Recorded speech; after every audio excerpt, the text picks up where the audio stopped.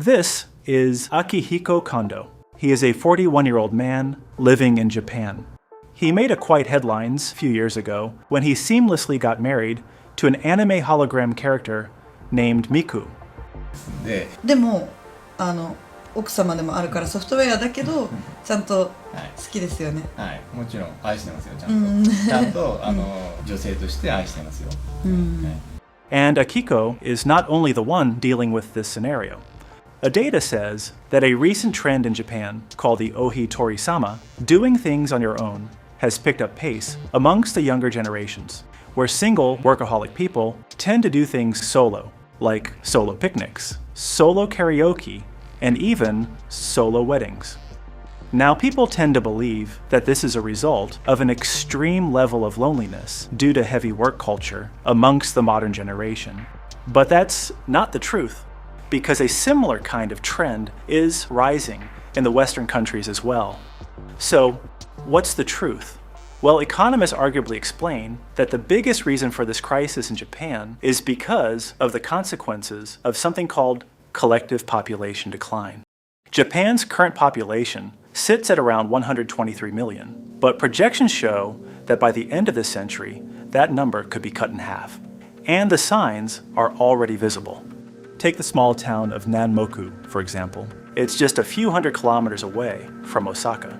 Here, nearly 60% of residents are over the age of 65. The town's mayor, who is 60 himself, is still considered as one of the youngest in the community. Not long ago, a couple living in the town celebrated the birth of their first baby, which was the first child born in town in the last 20 years. And it's not just with Moko. Across all of rural Japan, entire communities are vanishing. More than 740 municipalities are projected to disappear by the end of the century. At the heart of this crisis lies Japan's declining birth rate. In 2024, the country recorded just 730,000 newborns, the lowest number ever recorded in the country's history, which was a 5% drop from the previous year. And at the same time, the number of people dying rose to around 1.5 million people. To put it simply, Japan is losing twice as many people as it is gaining every single year. The fertility rate now stands at 1.2 children per woman, far below the 2.1 needed to maintain a stable population. So, why is Japan facing the most severe birth crisis on Earth? The reasons run deep, shaped by cultural traditions and economic systems that have failed to keep pace with modern life. For centuries, the practice of omiai, a matchmaking system introduced during the samurai era, helped families and entire kingdoms arrange marriages. The system ensured stability and encouraged mating at the right time, which meant marriage and childbirth were rarely in doubt. But after the economic bubble burst in the 1990s, often referred to as Japan's lost decades, that system faded away. Marriage rates declined, and so did the birth rates. Today, Japanese women are more educated, more financially independent, and less willing to comply to traditional roles. Yet the society still expects them to carry the weight of child while navigating a punishing work culture. The result is a generational clash, a society caught between modern aspirations and outdated expectations, and hence many couples simply choose not to have children at all. And this trend isn't unique just to Japan. A 2021 survey found that over 60% of Gen Z and young millennials in the US prefer raising plants and pets over children. On an individual level, it's a personal choice. But when millions of people make the same choice, the impact compounds. This leads to what demographers call the demographic cliff. It is a tipping point, where births fall so sharply that entire generations vanish almost overnight. By 2039, the US alone is projected to have 15% fewer high school graduates. And fewer young people mean fewer future doctors, engineers, and innovators. And Japan provides a glimpse of what that future could look like. In this country, people are already pushing themselves to the edge. Overwork is so common that there's even a word for it, karoshi, meaning death from overwork. One heartbreaking case was that of Satoshi Osakigawa. Fresh out of college in 2009, he joined a prestigious manufacturing company. Within a year, he was dead. Investigators concluded that extreme working hours drove him to take his own life. For him, going home at 9 p.m. was considered early. Most nights he stayed until midnight. Satoshi's story is just one of many. Financial pressures add another layer to the problem. Young Japanese workers typically earn between $17,000 and $20,000 a year. Wages have barely grown in decades, while the cost of living keeps climbing. By 2021, the cost of raising 2 children consumed nearly half of a typical couple's annual income. For comparison, in the US, childcare eats up around 30% of the income. With these realities, family life feels less like a blessing and more like a burden. And due to this, younger generations are adapting by redefining what it means to live well. A cultural trend called ohitori-sama, which means doing things on your own, has become mainstream. In Japan, more than 1/3 of households now consist of a single person. And due to this change in lifestyle, added with pressurized work culture and loneliness, people like Akihiko prefer this life. Some young adults even hold solo weddings. Brides go through the full ritual, dress, ceremony, and photos without a partner. It's not preparation for marriage, it's a celebration of independence. Technology is also filling the gap left by human relationships. When Elon Musk launched his AI chatbot Grok in Japan, one of the features being a virtual girlfriend instantly went viral. Users could talk to her, build a relationship, and even unlock adult mode.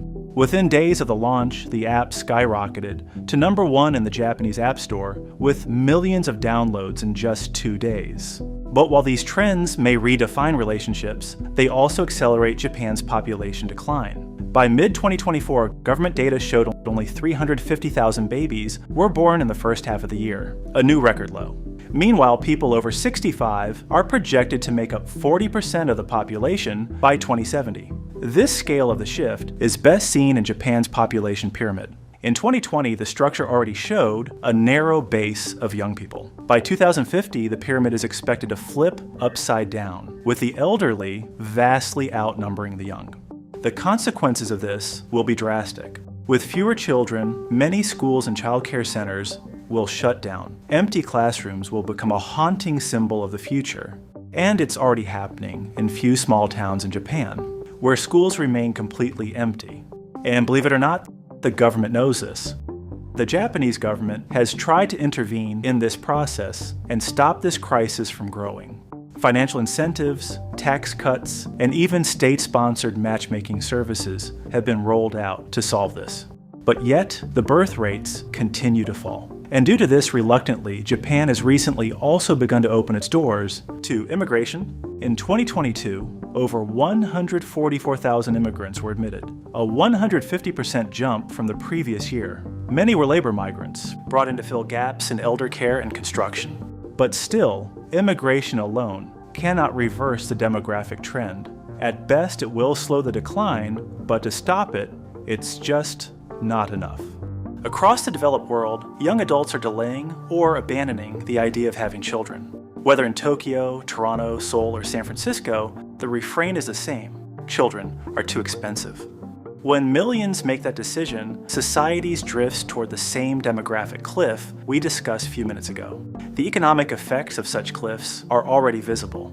A study by the Bank of International Settlements examined 150 years of data across 22 countries and found that aging populations push inflation higher. Economists call it a low-frequency inflation, a slow but persistent rise in prices as older dependent people outnumber the younger independent people. There's also the tax burden. Fewer workers mean fewer taxpayers, while retirees rely more on the government support. In Japan, the old age dependency ratio, the number of seniors per every 100 working age people, is already 54.5.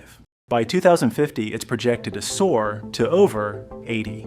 This isn't just Japan's story. Globally, fertility rates are collapsing. In the mid-20th century, women in OECD countries averaged 3.3 children. Today, that figure is just 1.5.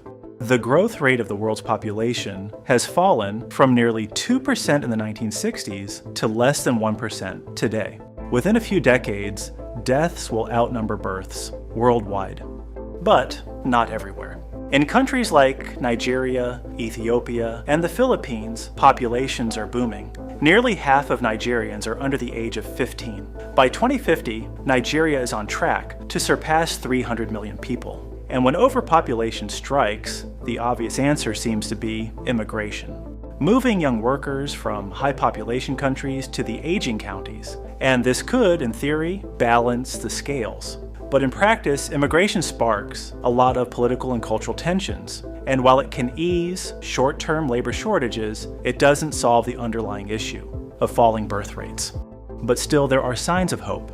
In South Korea, a country with the world's lowest fertility rate, the number of births inched up in 2024, the first increase in nearly a decade. It's a tiny change, but perhaps an early sign that policy measures can work.